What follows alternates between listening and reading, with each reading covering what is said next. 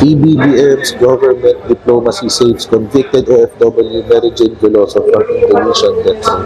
Mary Jane Veloso, the Filipino OFW, is coming home to the Philippines after being arrested for drug trafficking in Indonesia. Ito yung topic na mahalaga. Dito makikita natin kung gaano naging matagumpay ang Marcos administration sa kanyang international relations. Impluwensya sa international stage. Bakit?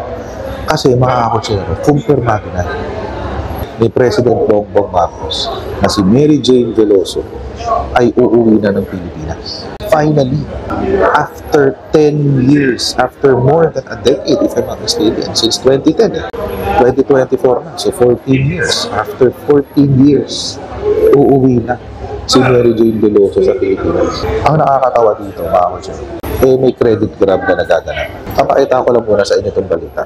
PBBM's government diplomacy saves convicted OFW Mary Jane Veloso from Indonesian death row. Yun yung matindi dyan. Alam mo kasi mga kotsero, maalala niyo, nitong nakaraan, merong binitay na Pinoy sa Saudi. Tapos yung mga DDAs, ang sinasabi nila, kasalanan ni Bongbong Marcos yan kasi hindi niya inasikaso. Kasalanan ni Bongbong Marcos yan. Ako, mga kakotsero, I beg to differ na hindi inasikaso. Pero, there must be a deeper reason kung bakit. Pero yung dito kay Mary Jane Veloso, ito alam to ng karamihan ng Pilipino. Bakit?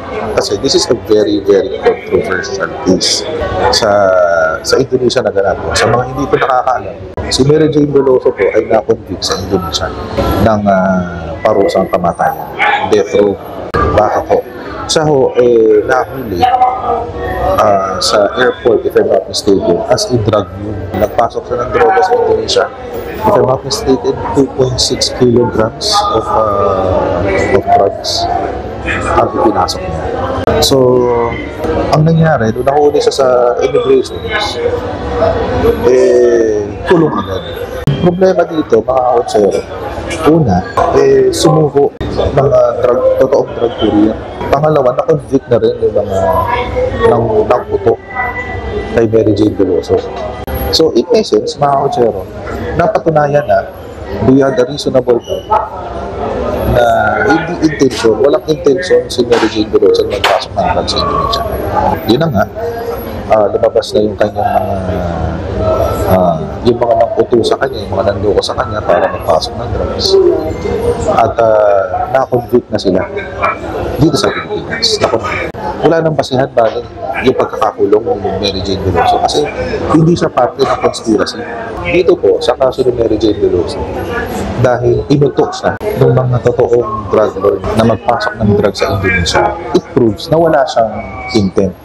Wala siyang criminal intent. Hindi niya alam. Hindi niya alam na mayroong drugs doon sa Manila na bitbit niya. Pinasulit lang kasi sa kanya.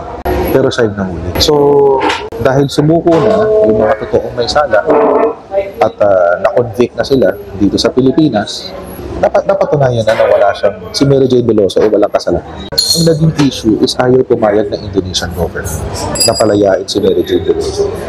Kasi they're just following their laws. Yun daw kasi yung batas nila. Which, alam niyo, mga kotsero, tama lang din naman yun. Hindi rin natin masisisi si Indonesia. Kasi they have their own domestic laws. May municipal law sila. At yung batas nila, yun nasa why. Hindi naman yung batas ng Pilipinas. Kaya ngayon, ang naging diskarte ng Pilipinas, daanin sa diplomasya. Daanin sa diplomacy. Simula ko nung na-convict siya, dinadaanan po sa diplomasya yung kanyang pagpapabalik. Ang pangako po ng Philippine government, ito na lang ituloy yung termino ng kanyang parusa sa Pilipinas. Bakit? Para maiiwas siya sa death penalty. Dapat kasi bitay dapat eh. Pero nagkaroon siya ng stay of execution. Ibig sabihin, hindi natuloy yung pagbibitay. Hindi na ito.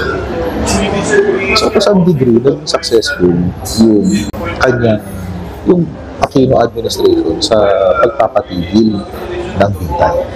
Ang problema ngayon yung pagpapauwi. And it has been going on for a long time. Ngayon, ito yung nakakatawa.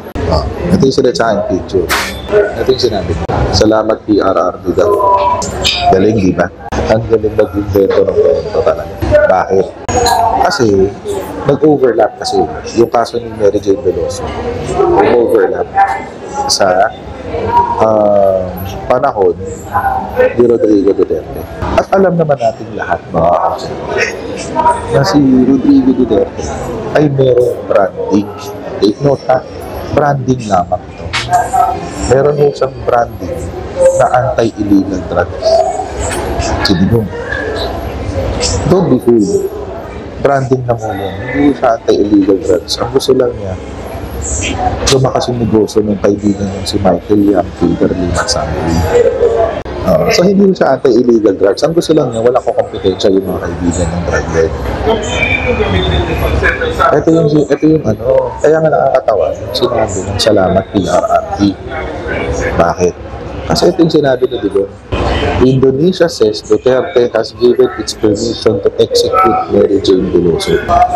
Akala ko ba salamat PRRD? Salamat saan? Sa pagpapabitay kay Mary Jane Veloso kahit siya ay inosente, siya krimen na inakusa sa kanya. Anong salamat PRRD? Tingnan nyo. Ito yung timeline. I-post nyo na lang kung gusto makapaspasahin ng on their own. Pero ito yung timeline. Galing sa GMA News. September 12, 2016. Sabi ni Duterte, ang balita, then President Rodrigo Duterte reportedly gave the Indonesian government the go-ahead to execute Veloso, a report on Jakarta Post sa September 12, 2016. Sinabi ni Rodrigo Duterte, nabitayin nyo na lang. Sige, bitayin nyo. Sabi ng Jakarta Post. Tapos, for 2 years, continue lang yung stay of execution na. It's interesting ko, hindi binintay. Kahit tumayan si Digong, hindi binintay ng Indonesian government. Salamat sa Indonesian government, hindi nila itinuloy. Sabi ng January 10, 2018, January 10, 2018, on her 33rd birthday, sabi, Veloso sought Duterte's help in allowing her to testify against her son she said tricked her into bringing illegal drugs to Indonesia. Tapos, 2020, a Nueva Ecija court convicted Veloso's alleged traffickers for large-scale illegal recruitment in a separate case involving 3 other women. So, ibig sabihin mga kotse, from 2016 hanggang 2020, walang ginawa siya para kay Mary Jane. Wala ko siyang ginawa. Ulitin ko simula September 2016 hanggang January 2020, wala ko siyang ginawa para kay Mary Jane Veloso. Actually, hanggang matapos yung termino niya sa 2022, wala rin siyang ginawa. Kung may ginawa man si Digong para kay Mary Jane Veloso, dapat nabalik tayo. So, paano ngayon? At ngayon, kanina, kinumpirma na ng opisina ni President Bongbong Marcos. Kinumpirma na ng opisina ni President Bongbong Marcos na uuwi na si Mary Jane Veloso. In fact, nagsalita na rin ng ating DOJ Secretary, mapayata ko sa inyo. Mary Jane Veloso, the Filipino OFW, is coming home to the Philippines after being arrested for drug trafficking in Indonesia. So for our viewers, she was arrested in 2010 on drug trafficking charges. She was sentenced to death.